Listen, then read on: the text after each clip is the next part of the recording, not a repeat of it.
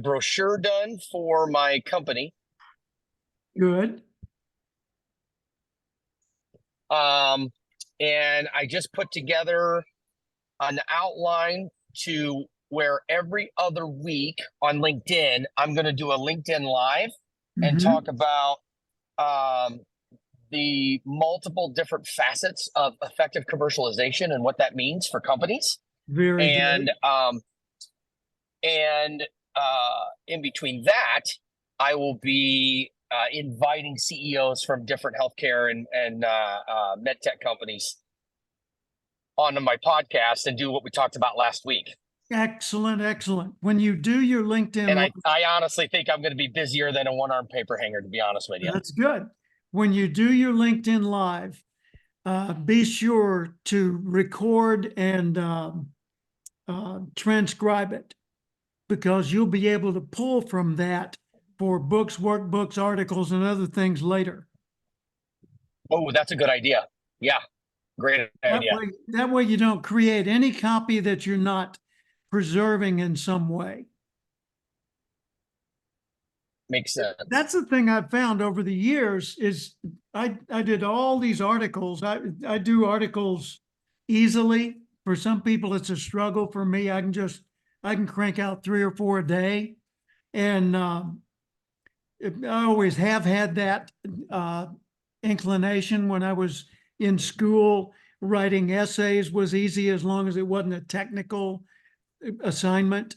You know, I could Right. take a topic and write about it. So anyway, doing all those, I had done a lot of them before it occurred to me that each one was either a chapter, a section, a subsection, or something of a body of work. And so I started accumulating all those things and assembling them. And so I've got sales under the general heading of relationship selling, my brand. Got endless files in that. I've got speaking, same thing, lots and lots. I've got leadership, and I've got self-development, and then I've got dealing with different personalities, which is the Acorn Principle, relationship strategies, personality types, all that under one huge umbrella. Well, all of those have become books. And some of those chapters have become books, like Intelligent Curiosity. Lisa Patrick from Canada called me back in. I know Lisa real well. Yeah, she called me back in like 2017 or 18 and said, I want to do a book with you. And so we co-authored Intelligent Curiosity. And it was just taking some of my articles and some of the pieces out of my various speeches. And those were my chapters. And then she added her chapters to it. And then we did the book together. And she did all the promotion and everything. And I added it to my, added my energy to that and sent it out to all people. And we were able to hit a quick bestseller category right off the bat, which was a nice little treat. Yeah. And then likewise, I wrote, and I'm telling you all this so that you think this way about what you're doing. Dennis Madden, who was in Going Pro the earlier round, he said years ago, I want you to write articles for Gears magazine. And so each month I would write a Gears article. Well, now I've done, I don't know, 130 of them. Yeah, I would love to do something like that. Yeah. I'm trying to, in my conversations with Adam Coffey, he writes a segment for Forbes magazine every month. Yeah. And I would love to do something with him in Forbes just to get a little more branding. You know what I mean? So I'm working on that right now. Well, I'd say the way to approach it is just do an article. Don't worry about doing multiple at first. Just do one article and collaborate with him on the article so that you have, I don't know, 3-4 paragraphs out of what might be 2 pages. but then the article is by him and you, and it's in Forbes. So you've got the credential. And if you reach back out to Forbes with another Right. good idea, and the other good idea is all yours, then you grow from there. I did that. I don't remember who brought me in for an article, but they had me and Brian Tracy in it, and it was in Forbes.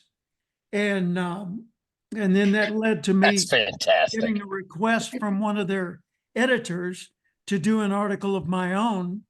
And so now, I've got that on my feather in my cap list of things I've done.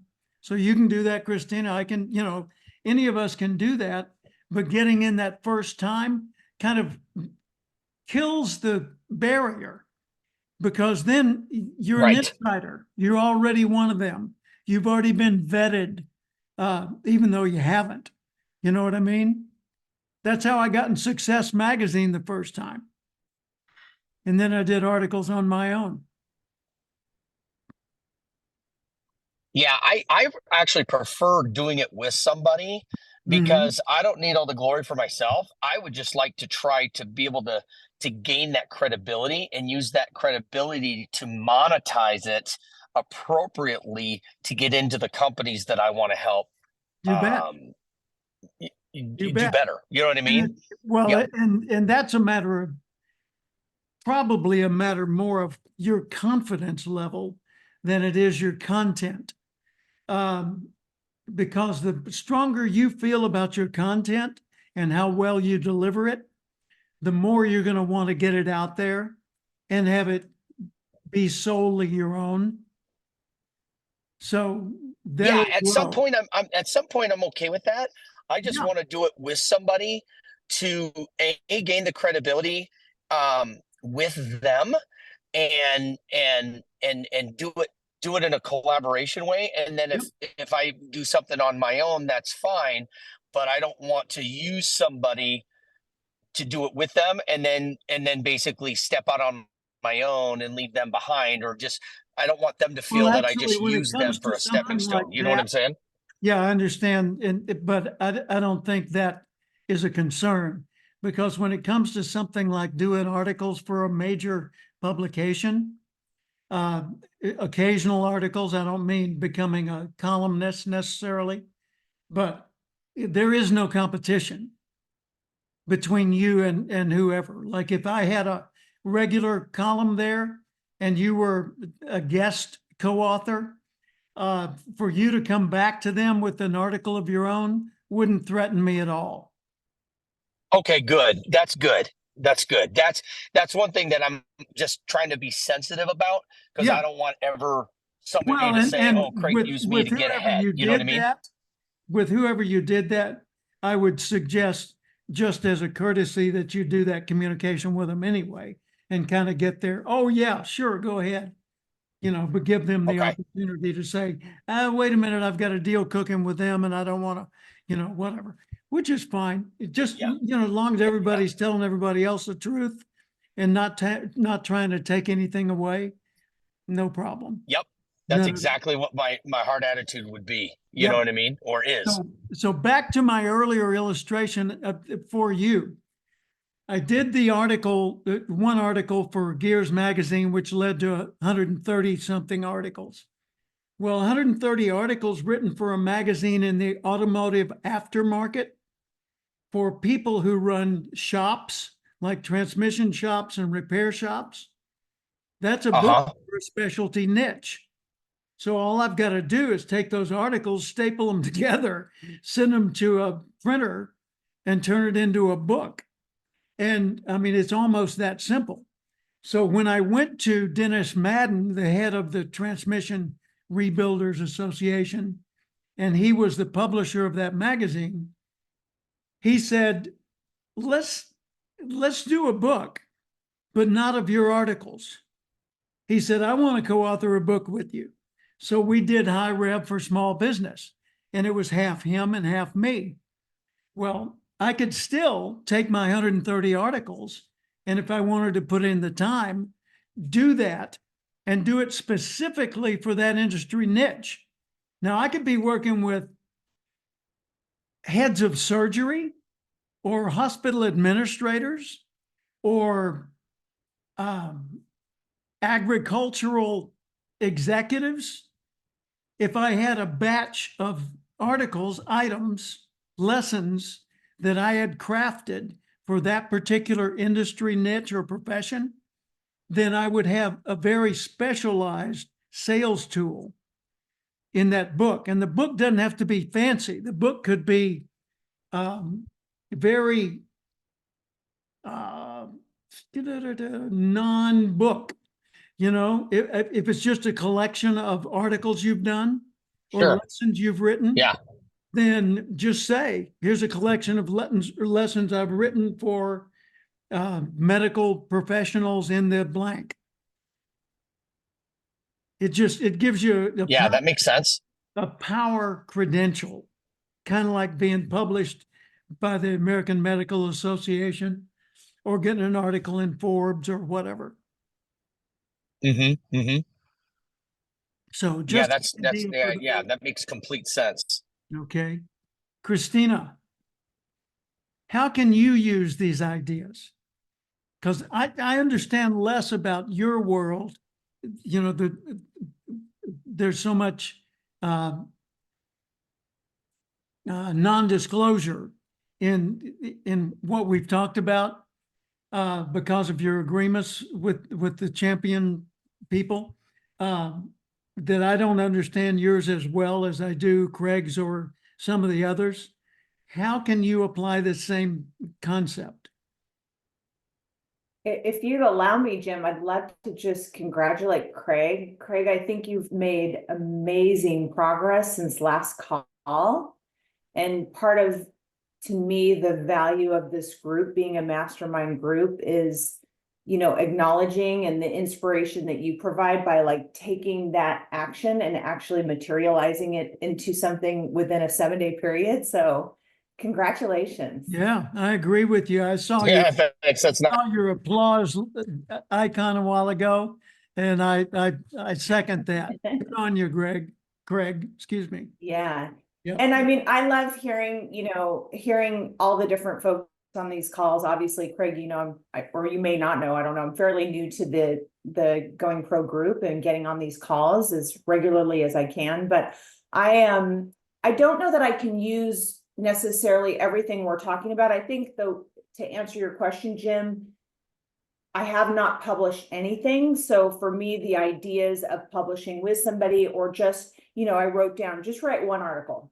Like, Yeah. let's not overwhelm ourselves. You know, it's kind of like, Craig, don't think about 17 CEOs, right? Let's just start with one CEO, you know, and I think that's what I'm pulling from this conversation. My LinkedIn presence, my social media, I've done nothing. I need to do something. I want to do something. I don't know if that's going to be more of me getting into contact with somebody that can help me do it versus me struggling to learn every single thing about it. But I haven't done anything. And I think that would help my business tremendously to go in the direction I want to go into, to make sure that I'm creating a presence for myself. So I'm back many, many steps, but I'm still benefiting from hearing where people are. Do you have a LinkedIn page already? Do you have a presence on LinkedIn? I mean, just from a professional perspective as Christina Richter and, you know, my everything underneath it, but I don't have my own company as a separate page. Right. I just have a website and then I have my presence on LinkedIn and my contacts and all of that. Is your website? I mean, you could be the brand. She could be the brand herself. She don't need a company. About to say, yeah, you are the brand. You know, you are the company to the rest of the world. You're a free-floating expert out there waiting to be hired. You know, right? So they can pluck you off of LinkedIn or the web and contact you. So since the business the three of us are in common is we are subject matter experts. We are solution sources, right? So people would hire you or Craig or me to produce a particular type of an outcome that they wouldn't go to another provider for necessarily.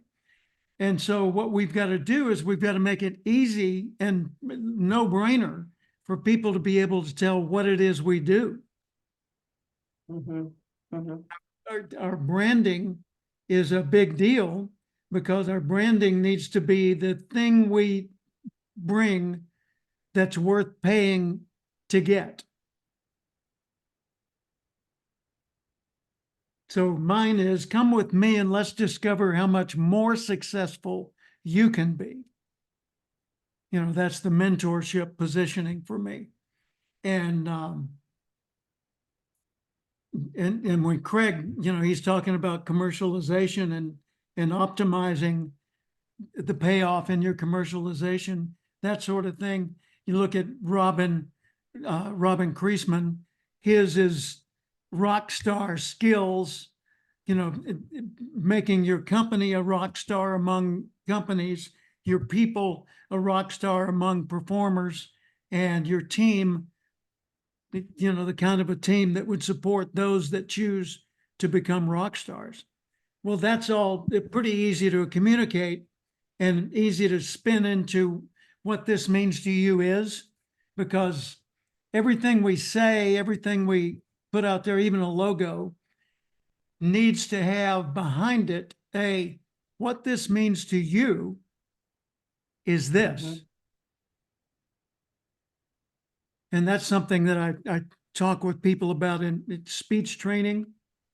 I tell them, present your idea, but then explain what it means to them. You know, you could say, tell stories. Why? Because stories are the best way to teach. Okay.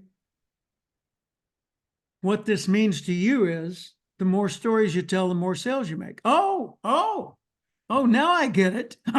Oh, stories and say, yes. Okay. Income. Yes. Thank you. That's what I needed to hear. So, you know, that's the key there. By the way, something else I'm doing, I've got 3 things going this week. One of those is the follow through on my PBS TV show up in Dallas. Last week I was up there and spent a couple of days in studio filming a couple of segments with some research experts on the subject of lying and human deception. Fascinating.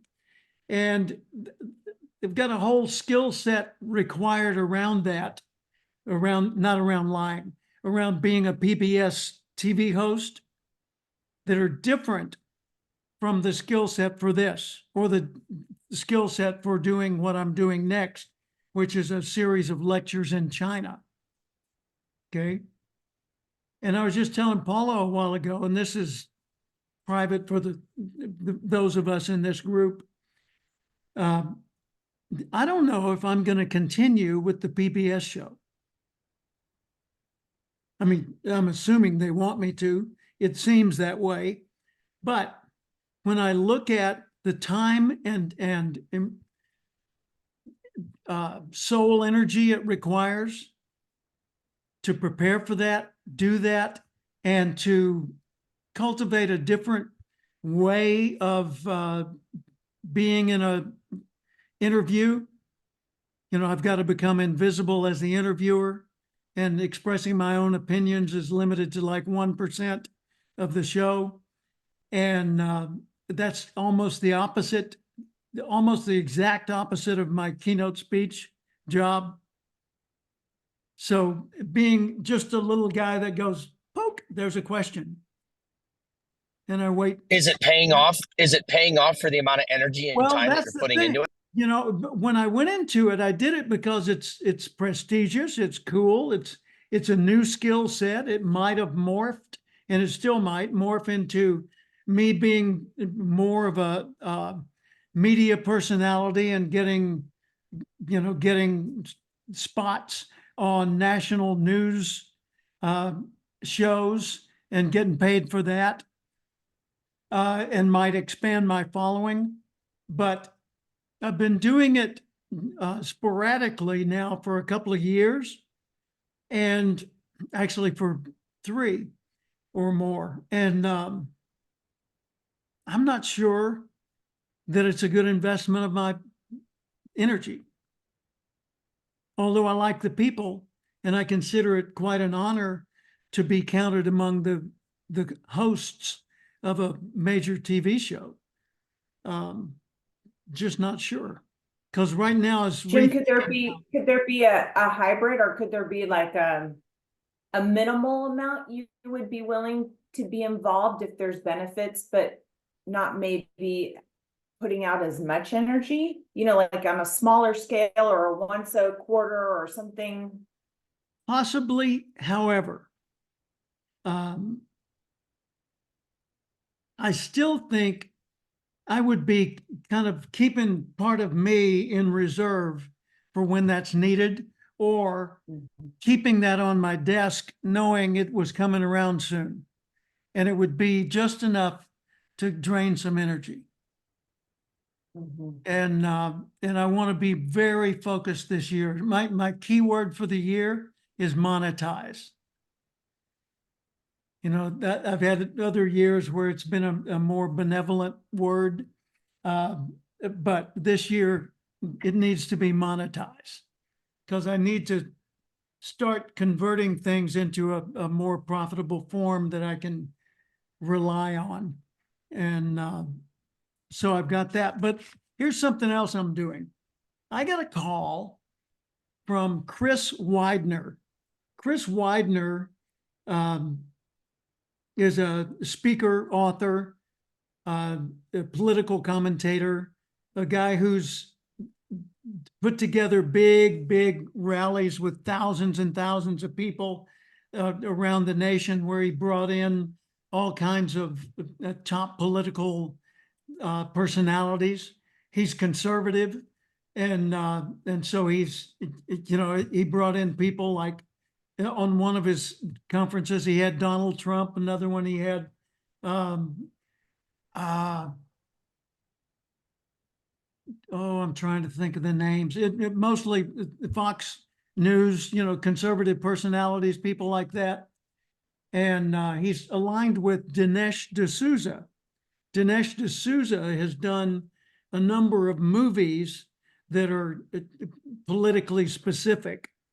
And so Chris said, I'm forming with Dinesh a version of BNI. You know what Business Network International is? BNI, Ivan Meisner.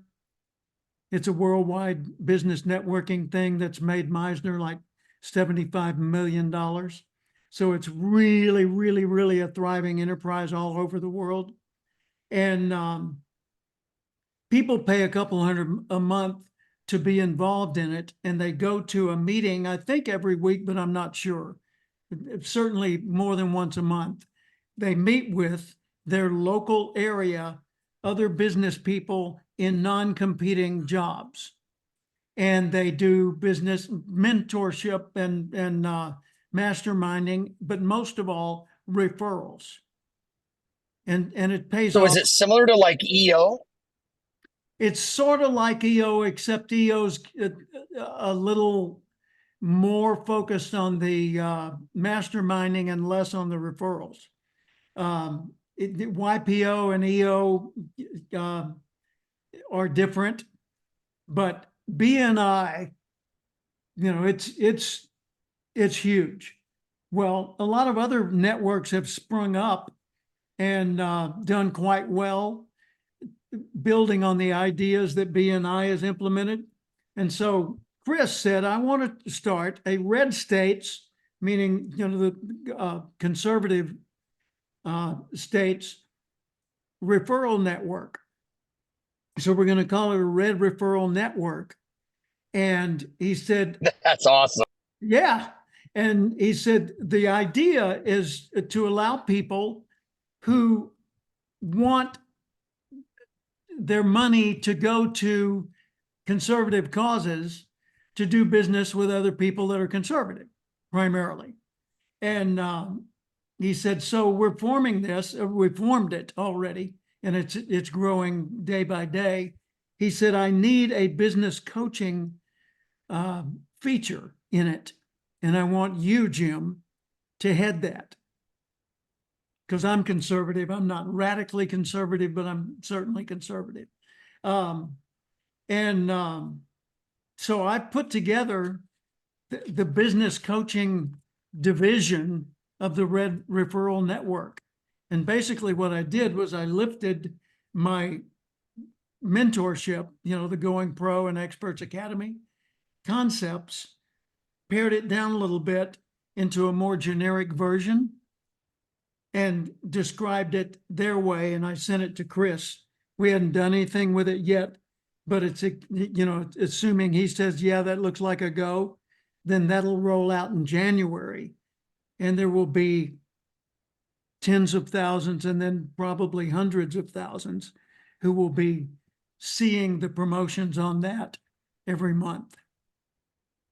That could pay off, Yeah, that could pay off big dividends. Yep. And then the one other thing I've got going on is China. David Chu, my agent, called me after 4 years and said, I've recovered from cancer. I'm back in business. I'm on mainland China. And I've got a client and I want to bring you in January 8th.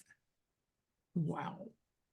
So he sent me $10,000 to cover travel and deposit. And I'm booked to leave on the 6th, return home on the 15th of January. So we're not going to have a Going Pro Friday Friday, the 19th? No, the 12th. We're not going to have one on the 12th. The 19th will be our next one after I leave. So there'll be this one. Then next week is January, 2nd? Or January 5th? January 5th. And then I leave. 5th. Yeah. And then the 19th will be the next one after that. So anyway, I've been putting together my 5-hour program in China. This is the first hour. Here's the second hour, and it goes on and on. Now, one more thing, and I'll finish. So is it more of like a workshop? Yeah. Yeah, it's an all-day program for, I don't know how many thousand people, but it's always 1,000 or more. And, or at least it was before COVID. And so I'll be on stage for 5 solid hours with an interpreter at my elbow. And I'll speak one paragraph at a time all day long.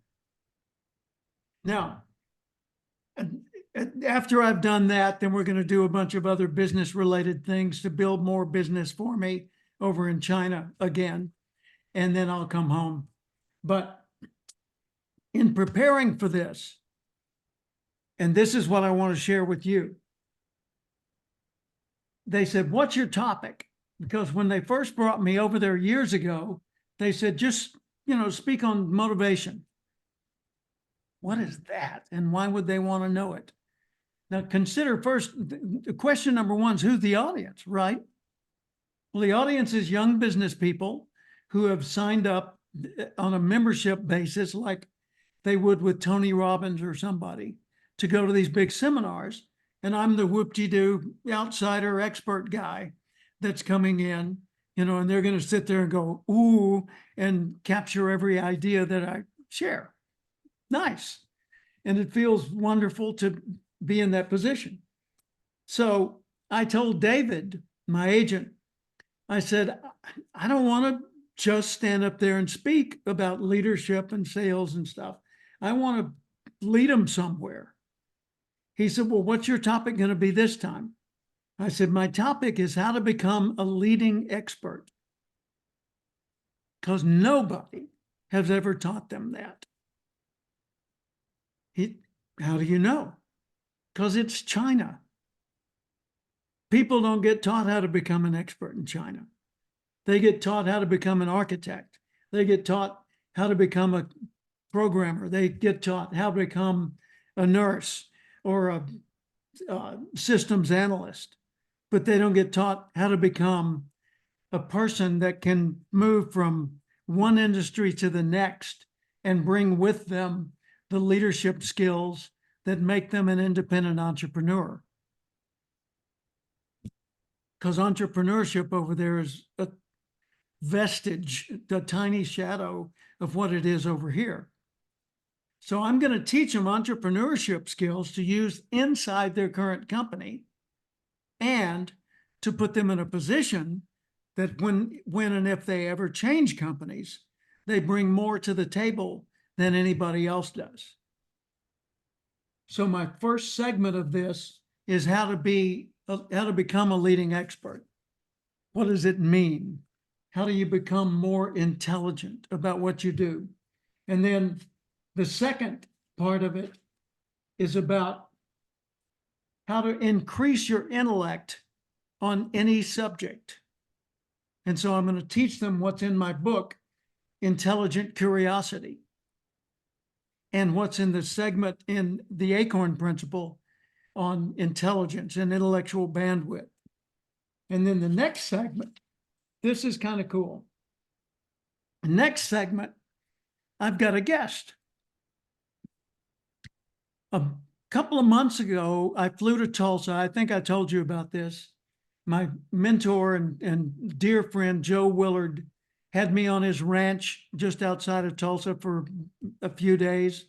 And he introduced me to his friend who was born in China, but became a very wealthy, successful Wall Street analyst or whatever, investor, and then went to Hollywood and became one of the producers of the Fast and Furious series and of the Lego movie. And then he started building hospitals. Where'd that come from? Right. And the guy's just amazing. His name's John Lin, L-I-N. Well, John, who's about, I don't know, 45, 50 years old, he wants to go back to Asia, especially China, and teach how to succeed in business in America to Chinese. So I said, okay, how can I help? He said, well, you're successful as a speaker and you're good at it, and I'm not yet. I want your help. I said, okay, I'm going to China, da, da, da, da. And he said, I'll come. So he bought a ticket and he's coming to China the same time I am. And I called the client and I said, can I bring John Lin up on the platform with me and interview him? And will you cover his expenses for that portion of the event? You know, flying from Shanghai to their meeting and back. They said yes. So part 3 of this program, I'm going to bring John up on stage, introduce him to the group, and interview him in front of the whole audience and let him tell his story and answer their questions. And I think that's going to go over like gangbusters. And then at the end, I was just going to ask that question. How do you think they're going to receive it from a Westerner's point? You know what I mean? well, point of view, explaining it see, to I'm the more of a Westerner. communistic. Yeah, but you I'm know. the Westerner's point of view. He's the local boy does good. So he's still got family in China and he still speaks Mandarin enough to get by. You know, he couldn't do his whole talk in Mandarin, but he understands others when they're speaking Mandarin. And so they're going to identify with him in a way that's 10 times more powerful than the way they identify with me. But he's not bringing the kind of mentor gravitas that I do. He's bringing a business expert gravitas. And so I'll draw out of him the lessons we can learn.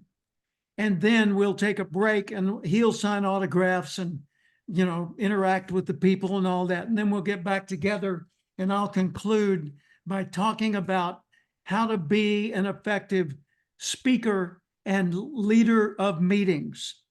And so I'll teach them how to lead board meetings, committee meetings, company meetings, and how to give speeches to groups. And that'll conclude the day. And then I'll do, you know, special VIP dinner event and make some comments and such. But that's what's going on for me. Ton of stuff going on, but it's exciting And the beauty of it is all of these things feed the same channel. So that's my story, and I'm sticking to it. Now, That's great. over to you. In this rethinking week where you're reconsidering where you're putting your weight and your focus, what has come clear to you, or what questions have arisen for you that I could offer, or Craig or Christina could offer some input on? Christina, you want to start? I think for me, Jim and Craig, it is feeling off balance when I've got this time. What tends to happen to me when I have time off, any significant time off, and this is probably why I don't prefer to take a lot of time off, is I lose any sense of a real schedule around my goals and what I need to accomplish on a daily basis. So I kind of left this year thinking, oh, great, I'm going to have all this time off during the holidays to really focus in on, you know, Jim's videos and all these different things I want to do, and my, you know, my thought diet cards and all this stuff. And what's happened is I've wanted to do everything and I'm not doing anything. Yeah. And I know this will shift because I've watched myself year after year, and I know I get in gear. Like I don't need motivation, right? I mean, I have all that drive inside of me. And sometimes it's as simple as just getting on a schedule. But I'm just curious, you know, Craig, if and you too, Jim, if either of you have felt like that during this time, and what you do to get yourself back on track that maybe has worked for you to help me get my mojo back, or back feeling like more confident in the steps I'm taking. Good. Yes, I have. And Craig, why don't you take the first response on that? Yeah, I mean, not only have I felt it, I feel it, you know, weekly, right? And the only way to do it, the only way to get out of it is to put a specific, like for me, I put it on my Google Calendar, and then I put in reminders, right?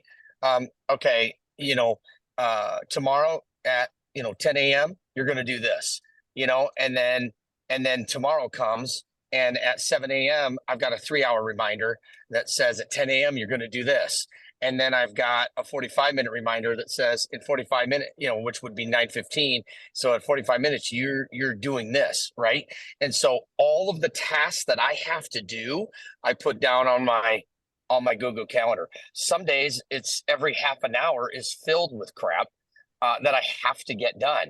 And if for some reason I don't get it done, then I'll move I'll put the same thing that I need to do. I'll put it either toward the end of the day, the middle of the day, either that same day, or I'll put it to the next day, so that I'm actually putting stuff in my Google Calendar with reminders. I can't remember everything that what I need to do. So if I don't put it in my Google Calendar with multiple reminders, it's not going to get done. Yeah. So for me, I you know, coming up, instead of waiting until January 1st, I've been doing it over Christmas break, right? You know, if I'm not driving for, you know, 7 hours in one day or 10 hours in one day, I'm doing something else, right? So I leave a few minutes a day for some mindless activity, you know, just to you know, just to do some mindless activity, just for relaxation, right? But then That's essential, by the way, I've done some things, right? because that's breathing. You know, I've got my guitars, and what I'll do is whenever I get to the point where I've been really intensely working for a while, I will just completely disconnect from thought and go over there and start playing whatever comes to mind, and maybe sing, maybe just play, whatever. But I'm not working guitar, I'm playing guitar. And there's an enormous difference between those two. Working guitar is I mean, playing guitar is about expressing. Yeah. I mean, And by the for way, Greg, 2024, I really like one of the things that I'm going to work on. The photo that you've chosen for your screensaver, where you're up there asking for a Oh, have you? audience. That's a good one. Captures good energy and Yeah, looks good. GT sent me that one. He was like, you should use that. I was like, okay. Yeah. So, I think for 2024, when I'm going to book an hour, let's say I book an hour to do X, whatever X is, I'm going to book 45 minutes of soul focused, hard, intense work, and then take that 15-minute break, whatever that 15 minutes is. And I'm going to try to put some disciplines in place so that every hour I get a 15-minute, you know what I mean? So that it prevent me from burning out that day. Yeah. And by the way, that 15 minutes If that needs makes to sense. be emotionally satisfying. So Christina, it could be time with your dogs. It could be, whatever gives you joy or makes you feel like you're not working. Because if you feel like you're working, it's like, I'm going to take a few minutes and go straighten up the den. No, definitely not. That's another chore, right? So it needs to be something that gives you a sense of emotional freedom so that you can come back to the work much more refreshed. And also, the key for me has always seemed to be bite-sized pieces. If I can get the first olive out of the bottle, I can do the rest of it. Like doing the first push-up is the hardest push-up of 100, the hardest one. And so I just, I commit to whatever my first item is. And I know that I've got to follow through. So like on the future you description, I would say, don't fill out that whole page. Answer the first one. While you're there, if you've got a few minutes and you're in the mood, do numbers 2, 3, 4, 5, whatever, until you're done. But don't worry about the rest of them. Do the first one.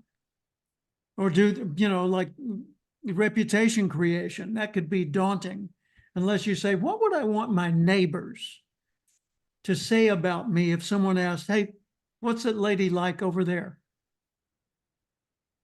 Write down a sentence.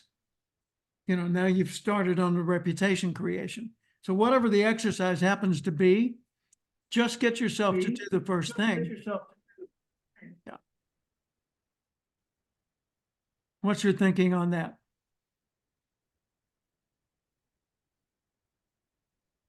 I think I probably didn't ask the right question, but or say it in the proper way. Because Craig, I love the multiple reminders. Other than that, I schedule my personal and my professional that way. So I have travel time. I have everything in my Google Calendar, and I color coordinate. I have a lot of fun with it. Wow. So I'm like you. If I don't write it down, it doesn't happen. Mine is more about, I guess, being vulnerable in the uncertainty and the insecurity that I feel when I'm off balance. And you're not there, Craig. I get it. You're rolling, you're rocking right now. You're doing great. You're on a roll. You're very disciplined. I like to work that way. And that is my preferred mode of working. And I get into that really fast after the new year, but I feel stuck right now. I feel a little stuck emotionally right now. So that's more of what it's about. I think, Jim, you're pointing out, stop taking in this huge picture and thinking about one thing, right? Just one thing, bite size. And that's helpful too. So yeah. I think it's just, maybe I'll see a therapist. We'll see. I think the way to get unstuck is just do it, right? Just do it. Don't think about it. Just take action and start doing it. Exactly. Yeah.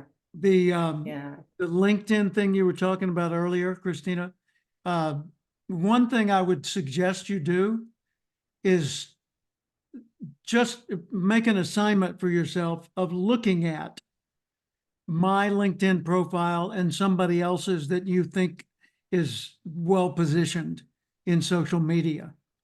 Mm-hmm. Mine's very robust, more robust than it is effective. And I've had LinkedIn executives look at mine and advise me, so it's not like mine just is an organic weed garden. It's been intentional and all that. And I've got videos in there and all kinds of things, but I don't use it well yet.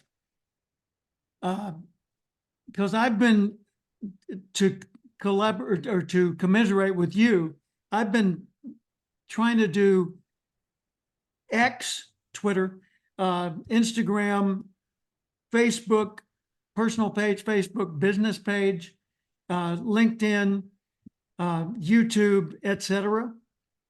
And what I need is to focus on like 2 of those and let the rest of them atrophy if necessary, or just set them up on auto posting with all the memes and all the other things that I've got. And that's probably what I'll do, because it bothers me to think that I might not sustain a presence I've built for a long time, even though I'm not getting that many views. I've got some YouTube videos with thousands of views and several with hundreds or even dozens, which is embarrassing. I've got Facebook postings, the best of which have over 100 views. What a waste. But the people that are responding, that's what I want more of. And so what I'm seeking to get is, like I have on LinkedIn, I've got, I don't know, 15,000 LinkedIn followers and growing. And the more weight I put into that, I think the more that's going to just flourish. And then whatever I feed will get more feedback, because the feedback is what I want most of all. It's not satisfying to put things out there, satisfying to get comments and questions and inquiries, that to me. Yeah. Okay, we've got 7 minutes left till the top of the hour. Craig, you're on the road, so let me give you first. Anything, what can we do for you that's helpful to you in the next few minutes?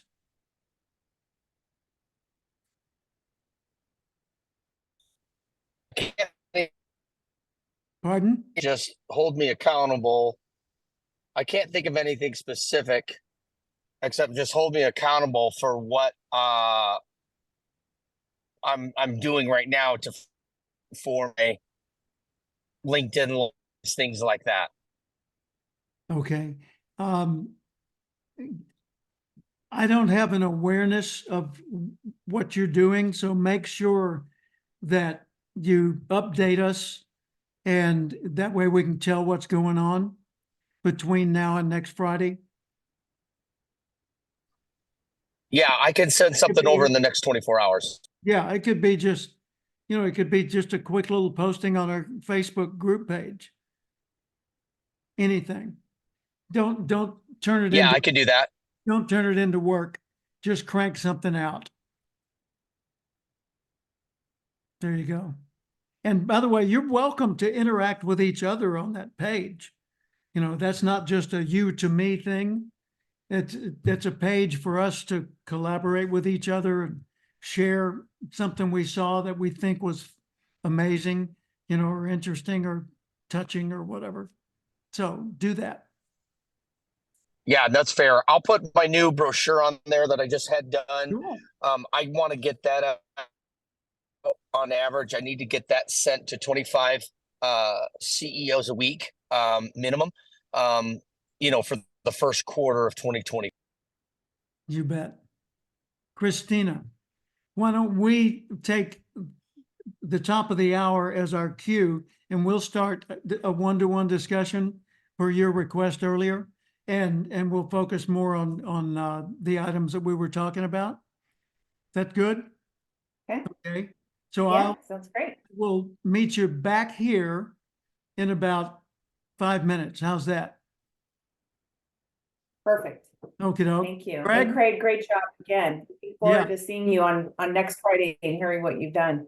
And Or not next Friday. Thanks, 2 y'all. Fridays. I got a One lot to Friday? do, that's for sure, because I got a big income to replace there you now go. that I'm on my own. And so, Yes. it's not wait till January 1st. It's getting stuff done this afternoon, tomorrow, Sunday. You know what I mean? I traded the, 9 to 5 for a 24/7. Good for Yep. you. All right. Well, Happy New Year to both of you and all those that watch this later. Hope 2024 is the best year of your entire life so far. So I'll see you on the other side. Take care. Bye-bye. Thanks, y'all. Again.